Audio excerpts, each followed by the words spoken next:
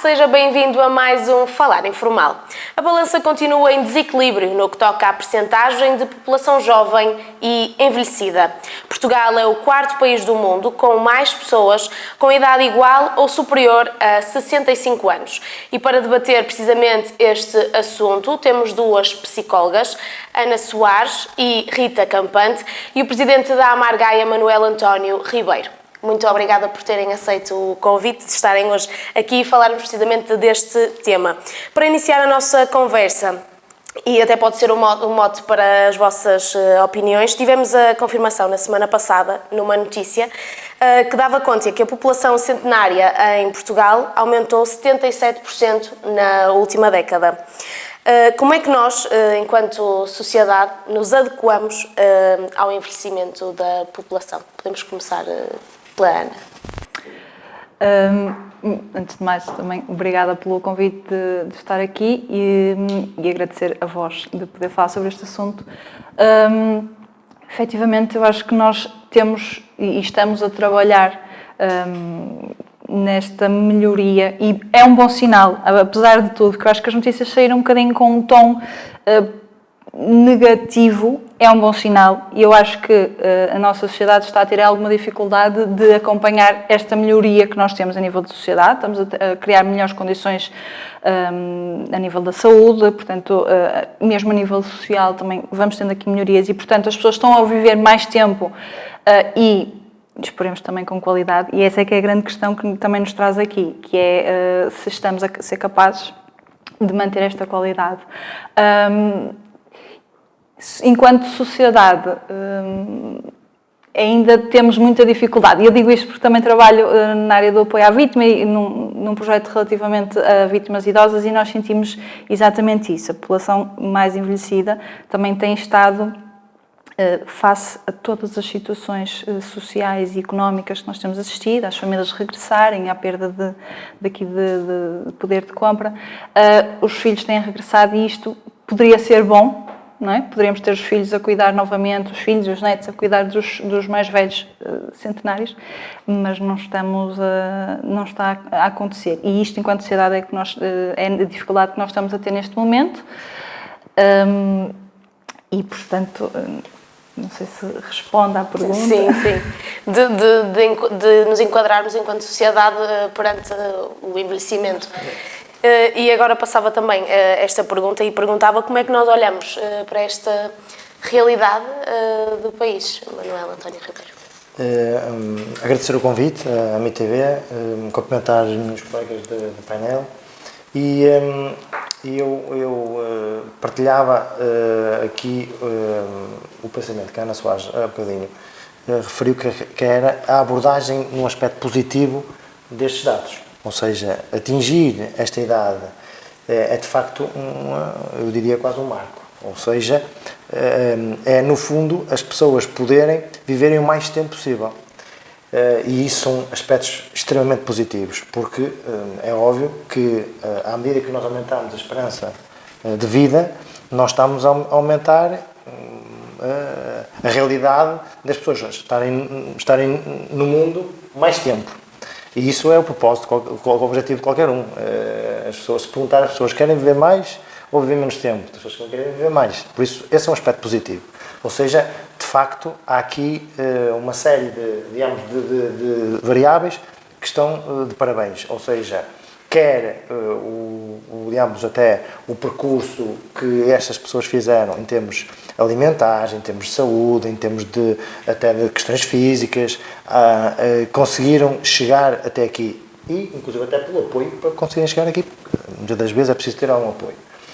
Por um lado. Agora, isto lança-nos a desafios, que eu acho que aqui é a questão. Ou seja, que desafios é que nós vamos ter para que esta população, que eu costumo dizer que nós nascemos pequeninos, crescemos e depois chegamos a estar grandes e depois começamos a diminuir. Pronto, e quando começamos a diminuir, eu diria que quase voltamos a ser pequeninos. Porquê é que voltamos a ser pequeninos? Porque passamos a estar ao mesmo patamar de os pequeninos, que é em termos de mobilidade, em termos de acesso às coisas, até passando até nem conseguir gerir os nossos próximos recursos, porque começamos até a ter algum problema de saúde que nos impede, ou seja,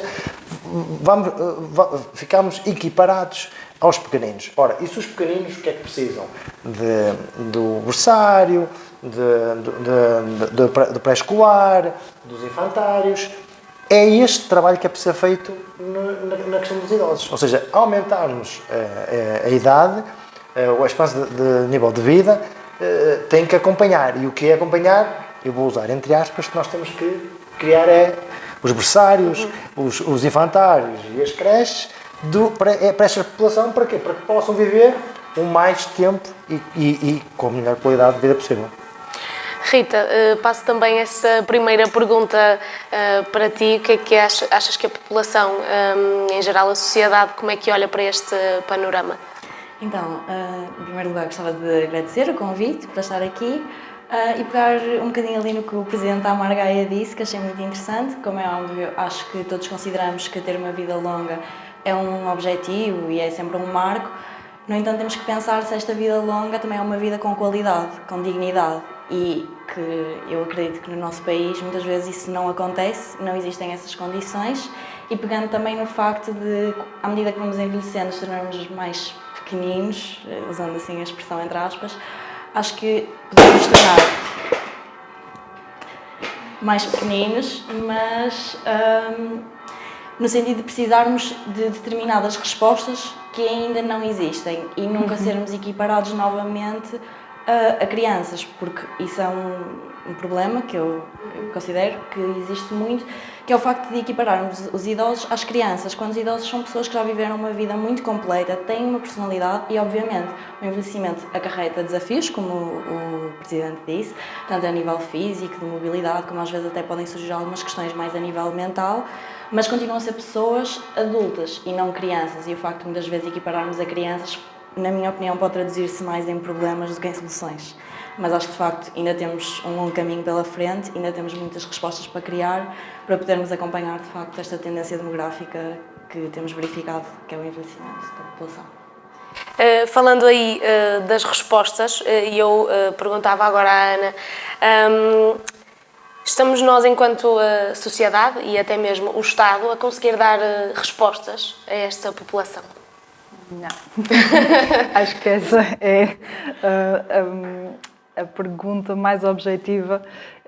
Não estamos a ser capazes, e um bocadinho também pegando no que a Rita diz, nós não estamos a ser capazes e não estamos a adaptar, porque até há bem pouco tempo nós tínhamos, se repararmos e se pensarmos um bocadinho, nós vivemos a nossa vida toda com as nossas regras, com a nossa casa, e depois chegamos a uma fase da vida em que somos obrigados, às vezes obrigados, mas a dividir espaço, a nossa casa, com mais 20, 30 pessoas, onde os outros impõem as minhas regras. E vamos um bocadinho de encontro àquilo que a Rita estava a dizer, que era precisamente, continuam a ser pessoas, continuam a querer ter também a sua autonomia, obviamente que nem sempre é possível, mas mesmo as respostas que existem não são em número suficiente, isto para rematar, nem neste momento se adaptam a toda a população sénior, porque efetivamente nós temos pessoas que precisam de cuidados e precisam de mais cuidados, não é? A questão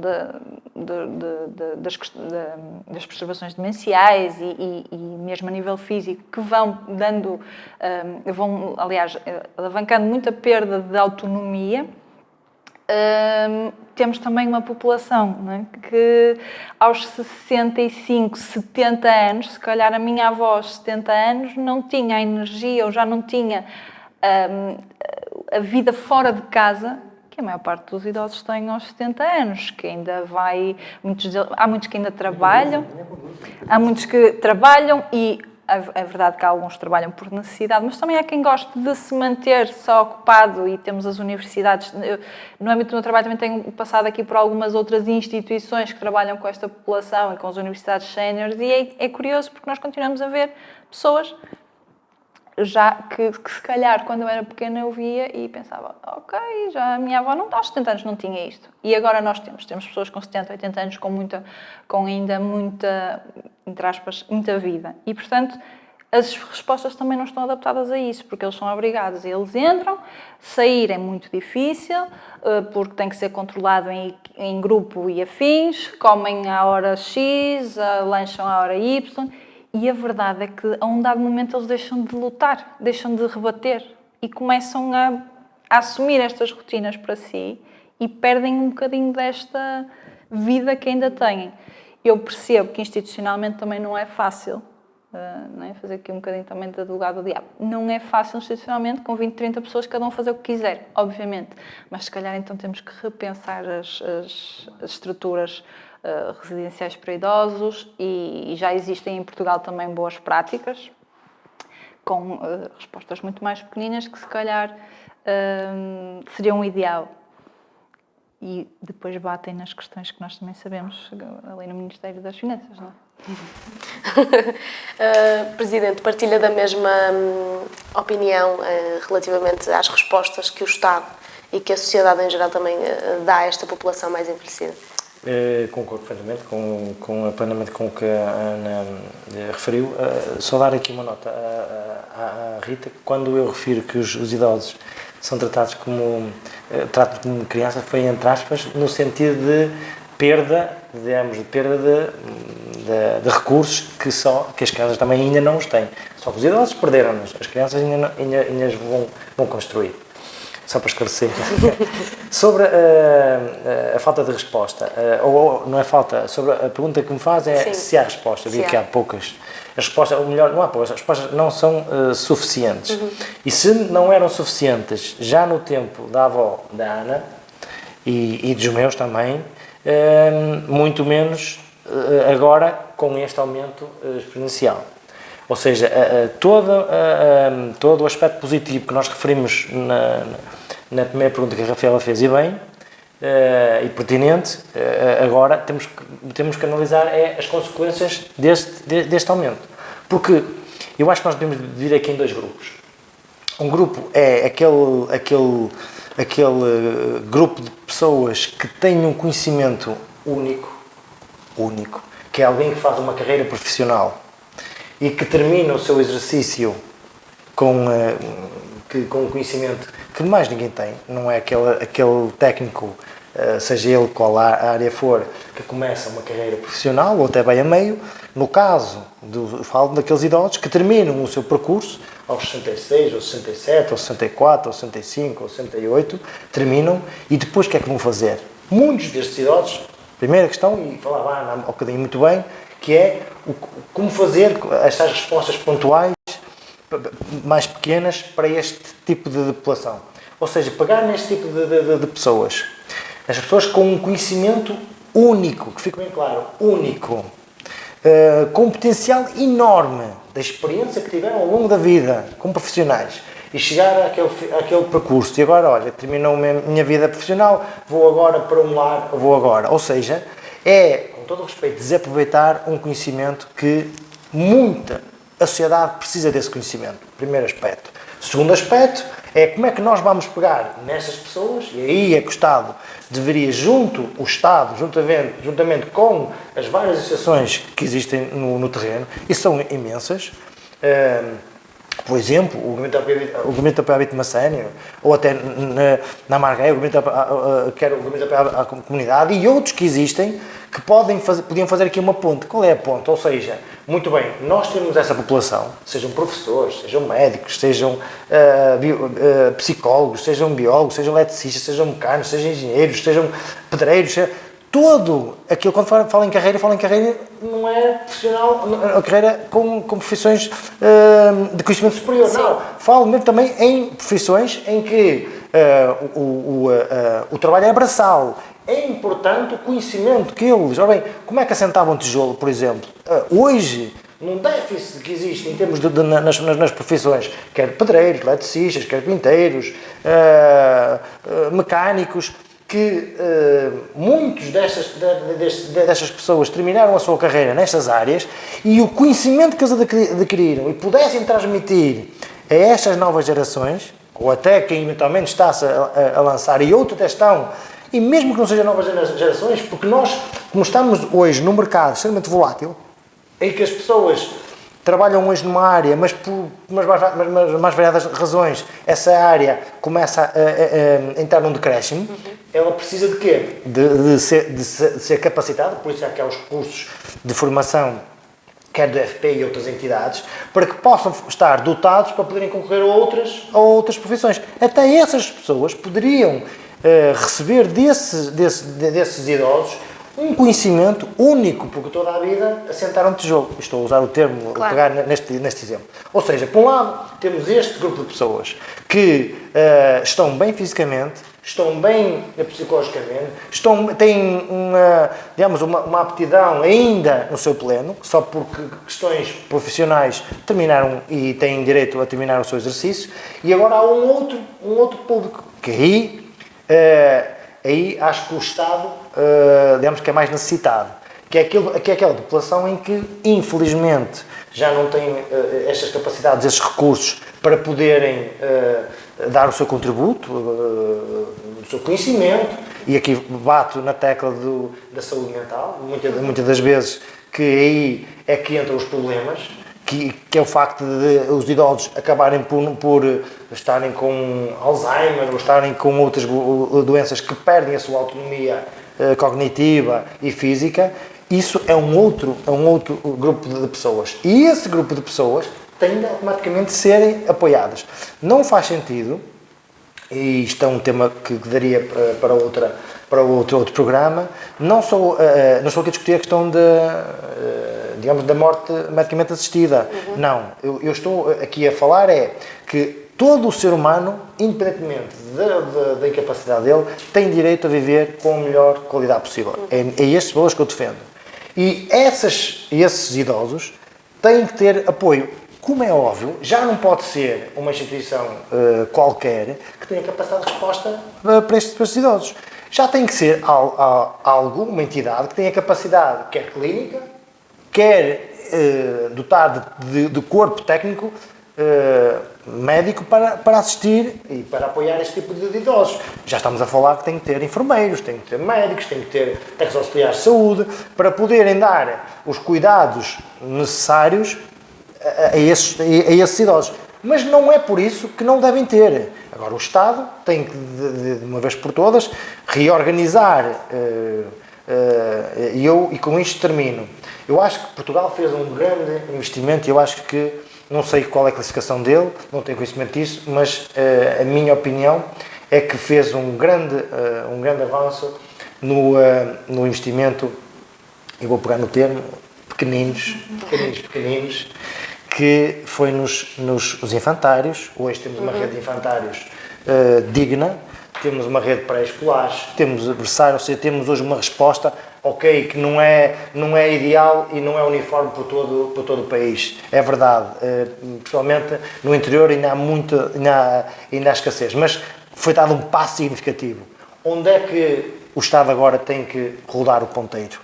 Ou seja, os pequeninos estão de facto agora já uma resposta considerável e com muita qualidade, agora tem que se virar para os pequeninos, para os idosos. Ora, esses idosos têm que ter essas respostas, que esse investimento que foi feito nos pré-escolares, nos infantários, tem que ser feito agora em lares, em centros de dia e até em próprias instituições, como dizia a Ana Soares, relativamente nestas pequenas respostas, essas pequenas respostas podem até inclusive articular todos esses idosos, e esses idosos até podem, com o contributo deles, ensinarem, por exemplo, português, ensinar línguas, ensinar artesanato, proporcionar aqui uma série de mecanismos que possam transmitir o conhecimento que adquiriram ao longo de uma vida de trabalho.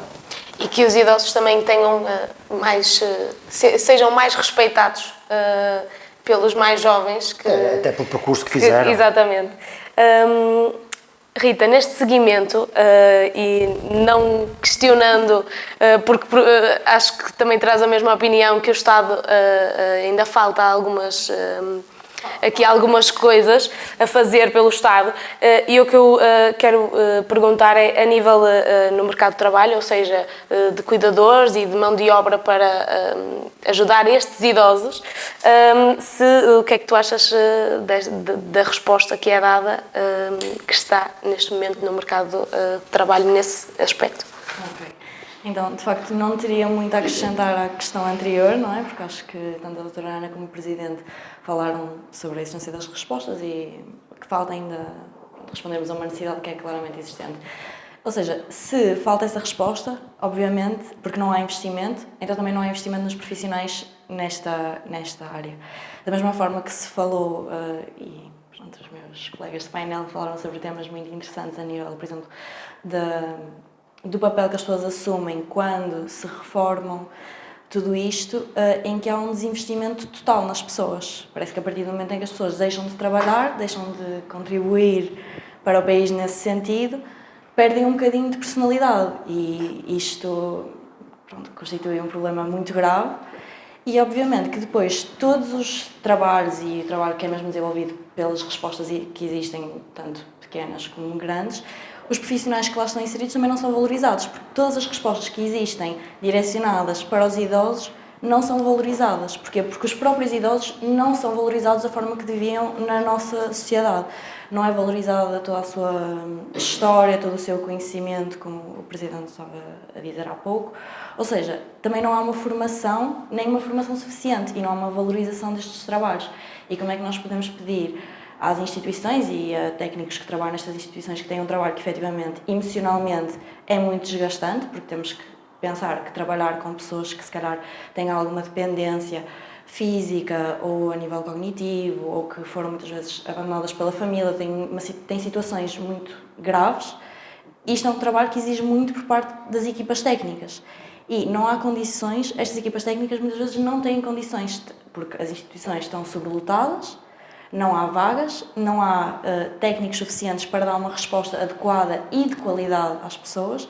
Portanto, a nível dos profissionais não existe, para além de que muitas vezes estes profissionais não têm uma entidade reguladora. Vou pegar no exemplo das creches e dos efetivamente pequeninos, em que o Presidente disse que efetivamente é uma resposta de qualidade, e o que é que acontece? Se nós virmos que há uma situação de violência numa creche, numa escola, aquele profissional que é identificado, aquilo é automaticamente aberto um processo, essa pessoa é despedida, não pode voltar a trabalhar com determinada população, e isto não se verifica com os idosos, ou seja, existe muito mais ilegalidade e clandestinidade nas respostas que são direcionadas para os idosos.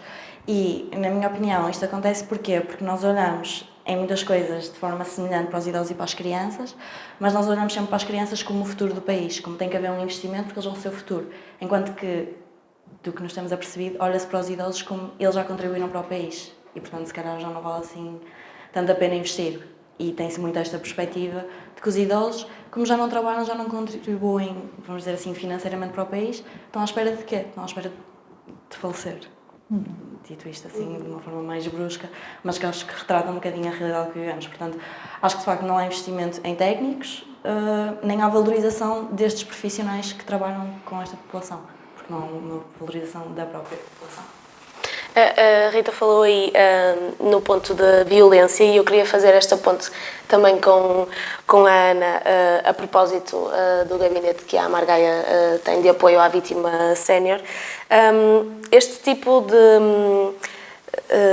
a falta de apoios também por parte do Estado, talvez a cuidadores, a filhos, a netos, para cuidar dos idosos, pode gerar situações de violência, não querendo, claro, branquear também a violência doméstica, nem nada, mas isto poderá ser algo que leve a esse tipo de comportamentos. Não quero com isto também dizer que é uma causa e efeito e, portanto, nós estamos aqui a desproteger os idosos, desprotegemos os cuidadores e acabamos por desencadear aqui situações de violência. Não é de todo isso, mas sim, nós temos alguns cuidadores e vamos tendo acesso a algumas situações em que a falta de resposta, mesmo na comunidade, porque agora começamos a falar aqui no papel do cuidador informal, e a dar aqui também a nível nacional, mesmo o próprio Estado, a dar aqui algum relevo ao papel do cuidador informal, mas até aqui nós tínhamos um projeto piloto com meia dúzia de municípios, portanto nem foi alargado a todos os municípios e portanto havia aqui algumas lacunas. A verdade é que nós muitas vezes temos cuidadores exaustos, aqui com situações de burnout, e que levam muitas vezes, e às vezes quando nós falamos na violência, não necessariamente de forma direta, de forma física, estamos muitas vezes a falar mais a nível da negligência, da omissão de algum tipo de cuidados, e a verdade é que muitas famílias não têm capacidade também financeira, não é? Para ter estes cuidados, porque ou os filhos trabalham para poder dar o melhor aos pais, até porque eu não tinha esta percepção, mas já existem alguns lares a pedir 1.700 euros. É incomportável. O mais básico. As reformas também e as pensões e mesmo o ordenado mínimo como é que é possível, não é exorbitante. Portanto, ou os filhos trabalham ou os filhos estão em casa a cuidar. Mesmo o cuidar não é difícil, não é? Porque lá está, são pessoas que nós temos que respeitar a vontade e que há situações, eu digo sempre a questão da demência, mas porque efetivamente é muito complicado lidar e cuidar de alguém que esteja numa fase avançada e portanto há aqui uma incompatibilidade que é as pessoas, muitas vezes até falava-se da questão dos lares, da ilegalidade, muitas vezes nós somos os filhos vêm-se obrigados a colocar os pais em lares ilegais porque não têm esta condição. Não têm alternativa porque não têm 1.700 euros para viver, quanto mais para pagar para um lar. E já fugi um bocadinho aqui ao tema, mas é um bocadinho isto. É verdade, sim, não desculpa, também é verdade, mas também, se estas famílias se virem numa situação dessas, vão fazer ao quê? Que alternativas é que elas têm? Eu não quero dar aqui números errados, mas nós estamos a falar, por exemplo, de um apoio de cuidador informal, 200, 300 euros. Não quero... Claro. Mas nunca será muito mais que isto. O que é que estas famílias fazem com isto? Não fazem. Não fazem. E, portanto, temos situações de violência. Contudo, e aproveito também aqui o tempo da antena, que é, se há às vezes situações em que nós ouvimos uma família que começa, o cuidador começa a bater portas, começa a falar mais alto, ok, chamem os serviços. Os serviços vão, averiguam, não deixem para o outro, porque já tive situações em que foi por esta suspeita, mas a verdade é que acabamos por ajudar aquela família, aquela cuidadora. Muitas vezes as pessoas não sabem que existe o descanso do cuidador, não é? São 15 dias ao ano, ok, mas é melhor que nada, vamos tentar e também ajudarmos. Muitas vezes as pessoas que não sabem para que lado se vão virar, porque é muita coisa. E também associações como a Amargaia para estarem por perto neste tipo de situações em que as pessoas possam não estar também tão informadas. Presidente, a sua opinião relativamente a esta questão da violência e que esta falta de respostas também possa gerar isso, ou então, precisamente como estávamos a falar, dos cuidadores nem saberem os próprios direitos que têm. Permita-me aqui dar dois apontamentos. Rita tocou, de facto, há quem tenha esse pensamento de que o idoso já é, digamos, uma pedra no sapato. Uhum. E mal vai uma civilização quando tem esse pensamento.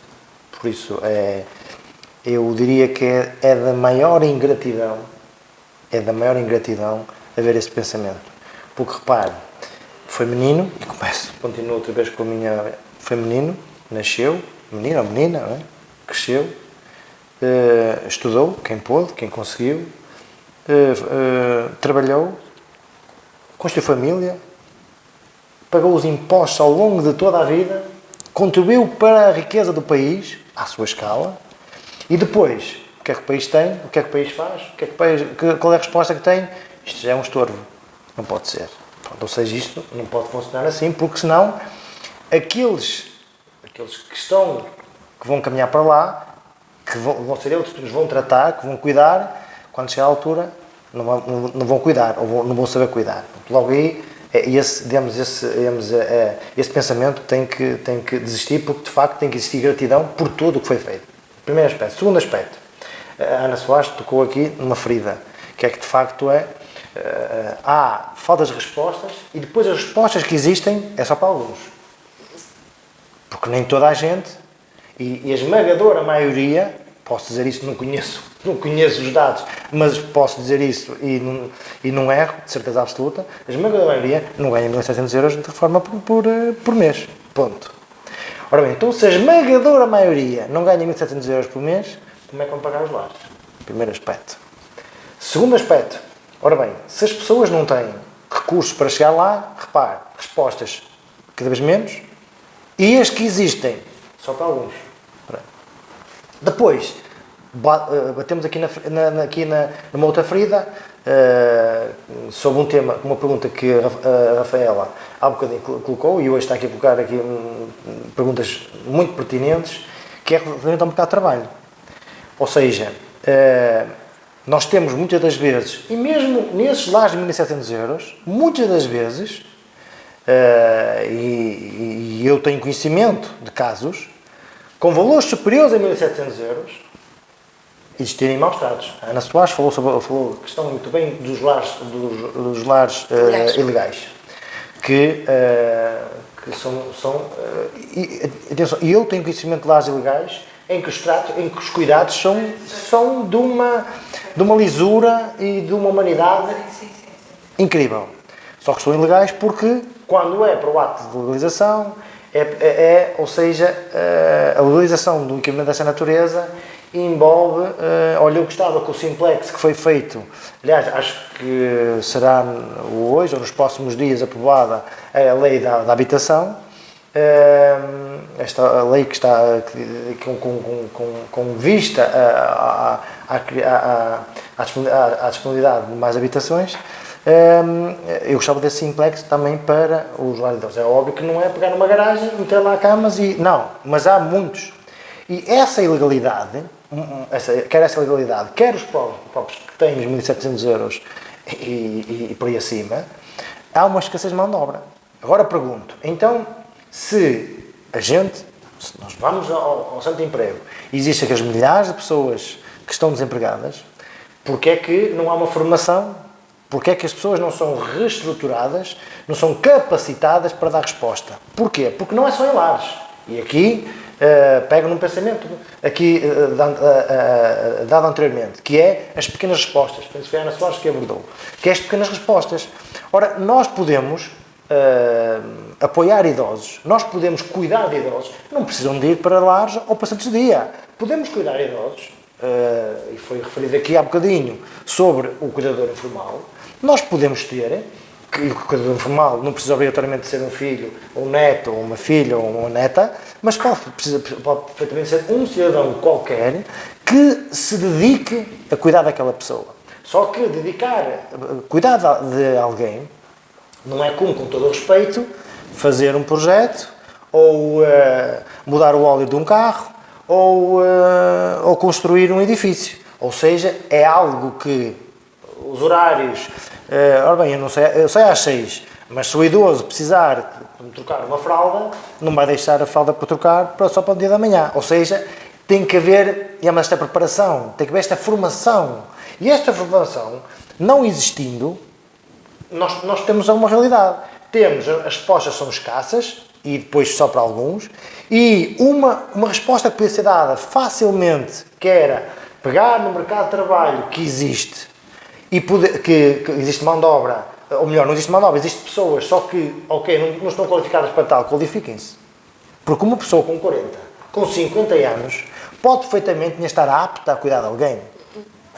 porque cuidou dos seus filhos, porque também foram mães, ou foram pais, ou são irmãos, ou são filhos, e pode perfeitamente fazer esse trabalho. Então aqui o que tem que ser feito? Tem que ser feito aqui é uma abordagem que haja esta formação para este público-alvo e este público-alvo possa dar resposta à sociedade, que existem, nós temos conhecimento de variadas famílias que não têm possibilidade de terem em casa os seus pais porque trabalham durante o dia, e que se tivessem uma pessoa a poder tomar conta em que fossem trabalhar e dissessem: olha, o meu pai ou a minha mãe, o meu avô ou a minha avó está com aquela pessoa, eu tenho a consciência que está a ser bem tratado. Ora, é preciso, e por que não, e aqui, e com isto termino, o Estado não é só construir lares. O Estado pode dar aqui um papel, pode dar aqui um contributo, pode ter um papel, pode dar um contributo. Não é preciso fazer grandes investimentos, milhões de investimentos para construir, porque é óbvio, construir um lar tem um investimento considerável. Não, pode até inclusive ajudar essa família. Olha, nós podemos contratar aqui um cuidador ou uma cuidadora. Esta cuidadora custa 700, 800 ou 900 ou 1000 euros, ou o que for. Ok, então esse valor, o Estado tem uma... Olha, quem tiver essa pessoa dá uma comparticipação em função dos rendimentos da família, dá uma comparticipação de 100, 200, 500, 600, o que for. E o Estado já não precisava de ter um lar, de construir um lar, porque com este apoio que daria pontual, tinha aqui uma resposta considerável. E com isto, o resultado que era continuava a ter a família em casa, continuava a ter o idoso em casa, continuava a ter no seu habitat, porque no seu habitat a pessoa, como é óbvio, como nós nos sentimos melhor em casa do que sentimos no hospital ou num lar de idosos. Claro. E agora eu queria falar aqui um bocadinho em termos de justiça e do suporte, e posso perguntar primeiro à Ana e depois vir aqui à Rita, porque como estávamos a falar das vítimas de violência sénior, se nos vossos casos e que têm acompanhado, o que é que a Justiça tem feito, se é também adequado e tem dado suporte aos vossos casos? Essa pergunta tem rasteira, essa pergunta é difícil. Eu tenho, da experiência que nós temos, sim. Acho que tem muito a ver com aquilo que nós conduzimos ao processo, e quando, como acho que é compreensível, eu quando exponho que aquela pessoa é vítima de insultos, ok, mas que insultos? Há quase aqui uma gradação de o que é mais, menos, o que é que faz sentido, o que é que não faz sentido, um cuidador ou um filho, não é? Alguém que a proximidade faz a diferença. Mas, contudo, acho que no que diz respeito à população sénior, a resposta não tem sido suficiente, porque não é rápido o suficiente. E aqui entramos também noutra questão, que é a falta de respostas a nível da violência doméstica para os idosos. Estão faladas e estão a ser construídas 2 estruturas residenciais para idosos vítimas de violência doméstica, mas como acho que é óbvio para todos nós, se tiverem 20 vagas, no primeiro mês vão as 20 vagas, e até termos nova vaga, e isto é triste dizer, tem que morrer alguém. E, portanto, não chega, não é por aqui. Contudo, eu, se tiver idosos que tenho que retirar de casa, eu não tenho para onde os pôr nesta questão da violência doméstica. E aqui também acaba por o Tribunal, e aí sim a Justiça não é célere o suficiente. Isso mesmo de nós ouvimos falar, das 48 horas, de serem processos urgentes. O problema é que eu imagino, se eu tenho aqui 3, 4 processos num dia, o Tribunal tem isto de uma forma que não consegue, não é possível, e não é rápido, mas não é rápido o suficiente. E, portanto, na questão da violência, nós tínhamos, acho que foi sendo encontrada aqui uma troca do melhor de cada um. Ok, a justiça não é rápida, não é muito rápida, mas eu posso retirar estas vítimas, posso protegê-las, posso lhes dar aqui alternativas enquanto o processo corre. No caso das vítimas de violência doméstica, eu não tenho isto. De idosas, eu não tenho isto. Porque eu não vou colocar numa casa-abrigo uma pessoa que não tem autonomia. que está acamada. Não existem, as pessoas que lá trabalham não é esse o objetivo. O objetivo é que elas se autonomizem, que elas saiam, que sejam, que consigam ter a sua vida perfeitamente normal, como se estivessem fora de uma instituição. E, portanto, a ideia é ajudá-las a dar o salto, e nós não conseguimos fazer isso aos idosos, porque, efetivamente, estamos a falar muitas vezes de pessoas que já estão numa fase em que têm que ter qualidade de vida para viver bem, mas que não têm como pagar uma renda, não têm como se deslocar, muitas vezes precisam de cuidados permanentes.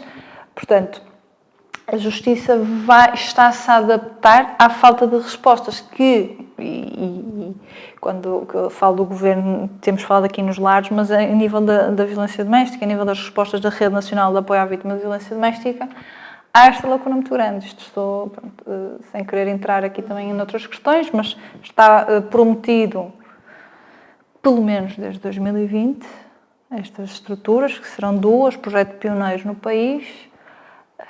23 ainda não sabemos, continuamos à espera, e que não vão ser solução.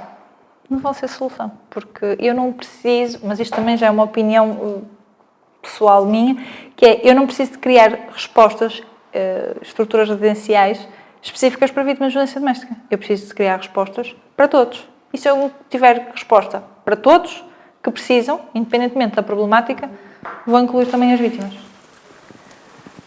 Não.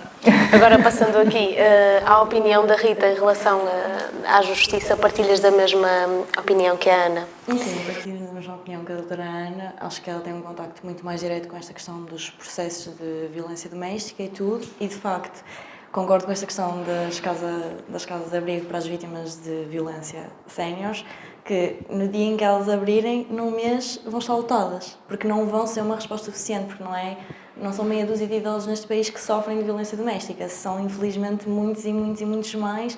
Era preciso criar umas 50 casas-abrigo e, mesmo assim, não iam ser uma resposta suficiente. E, para além disso, há estes idosos que sofrem de violência no seio familiar, nas suas casas, e que, de facto, o que é que nós vamos fazer? O que é que fazemos com estes idosos? Onde é que os vamos pôr? Como é que vamos protegê-los assim de uma forma imediata enquanto o processo corre? Não temos uma resposta. E depois temos outro lado, que é, e os idosos que já estão institucionalizados e que sofrem de violência dentro das instituições? O que é que vamos fazer? E os idosos que não têm uma família? E como não há estes mecanismos reguladores e de controle disto, o idoso vai se queixar a quem? Aos responsáveis da instituição na qual é vítima? Ou seja, acredito também que tem que haver muito mais fiscalização dentro das instituições. E à mínima suspeita, tal como a doutora Ana disse, não deixarmos passar, não facilitarmos, porque é melhor pecar por excesso do que por defeito. E há aí uma questão, muito, se me permitem, também muito importante, que é, quando nós falamos de idosos, nós restringimos neste momento está restrita à questão da violência doméstica, que do ponto de vista legal tem um enquadramento muito mais específico, o que significa que a negligência, o maltrato, por exemplo, às vezes a omissão de cuidados não caem aqui. Então aí não temos resposta. Aí a justiça não existe. Poderá eventualmente, há aqui um estatuto de vítima que protege e que dá aqui alguma segurança às vítimas, mas que depois muitas vezes cai aqui nestas figuras. Ou seja, apesar de tudo, no que diz respeito à violência, em relação à violência doméstica, e a justiça tem aqui uma ação até bastante mais célere. Como diz a doutora Rita muito bem, temos essa questão. Quando falamos de institucional, cai aqui, entramos aqui que é nas ofensas à integridade física, agravada. Ou seja, há em termos legais também uma desproteção destas vítimas. Portanto, eles acabam por estar aqui em desigualdade para com as vítimas de violência doméstica. Não são as vítimas de violência, não quero com isto dizer que são as vítimas de violência doméstica que têm direitos a mais. Sim. Todas as outras é que têm que ser incluídas aqui. No mesmo pacote, digamos, para todos. E agora, para finalizar, e começava talvez aqui pelo Presidente Manuel António Ribeiro, que está aqui um pouco calado, aqui ao meu lado já, e deixo também a pergunta depois no ar para todos. Que aspectos é que acham que poderiam ser melhorados para esta população ter melhor qualidade de vida, uma vez que, como já vimos, as respostas não são suficientes ainda. Eu tinha já uma sugestão, era que a licença de parentalidade passasse a não ser só para os filhos, mas também passasse a ser para os pais. Ou seja, queria dizer que os pais, para criar os seus filhos, têm direito à licença de parentalidade, e acho que devia de existir uma licença de parentalidade para que os filhos tratassem agora dos pais. É óbvio que esta ideia, a esta altura do campeonato, alguém me vai insurgir contra esta abordagem, mas era dar uma resposta sem dúvida, porque hoje os filhos trabalham, têm uma vida familiar e juntar ainda mais este compromisso não é fácil, não é fácil. Mas também, e já a sua questão, dar aqui, e também aqui um aspecto, é reforçar o que foi, tanto pela Ana como pela Rita, relativamente às casas de abrigo. Eu até já nem falo sobre os casos que existem. Dou só um exemplo. Camas dos hospitais ocupadas por abandono dos pais ou dos avós.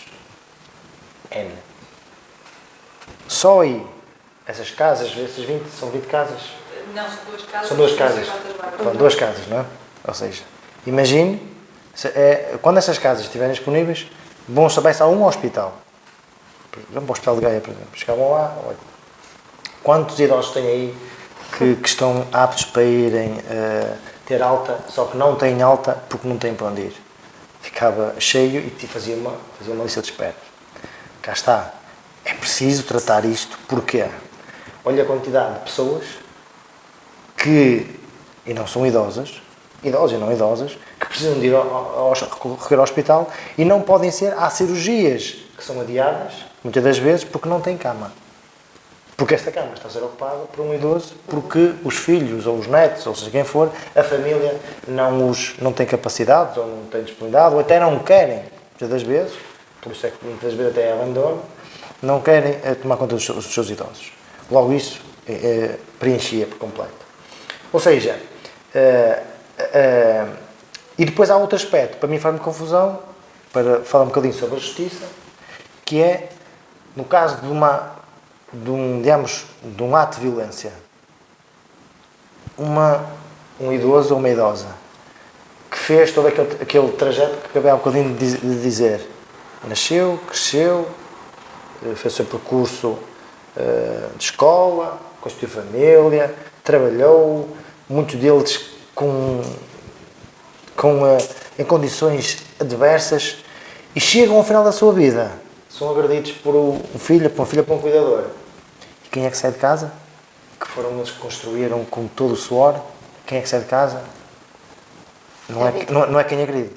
Ou seja, é a vítima. Ou seja, isto tem que ser trabalhado. Porque é óbvio que até para tomar essa iniciativa, a vítima vai dizer, mas eu vou sair da minha casa, que custou tanto a construir, isto é a minha vida, eu quero acabar aqui a minha vida, e depois obrigar a ter que sair para uma dessas casas-abrigo é duro. Por isso até aqui uma nota para a Justiça é que tem que ser repensado. Ou seja, em caso de violência, na minha opinião, quem tem que sair é o agressor, não a vítima. Isto é a minha opinião.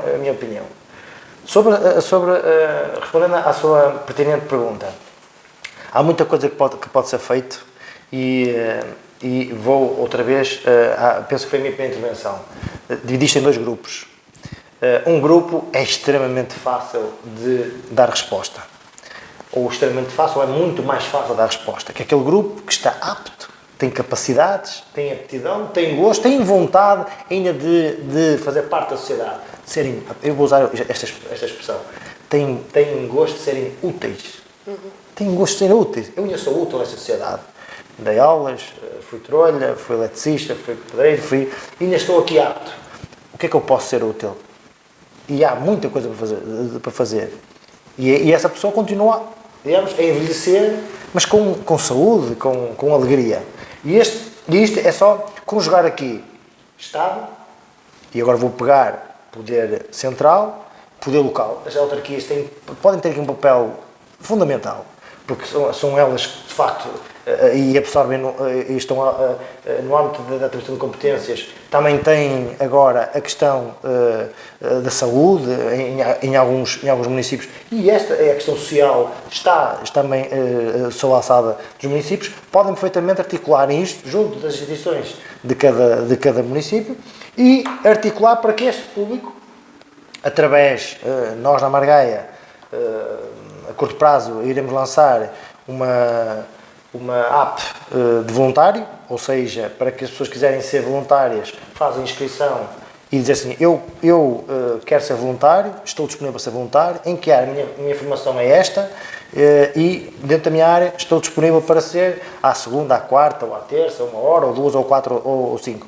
E as pessoas fazem inscrever, vão se sentir úteis, porque vão dar o seu contributo, vão pegar a sua experiência e pô-la ao serviço de quem não a tem, ou quem tem menos.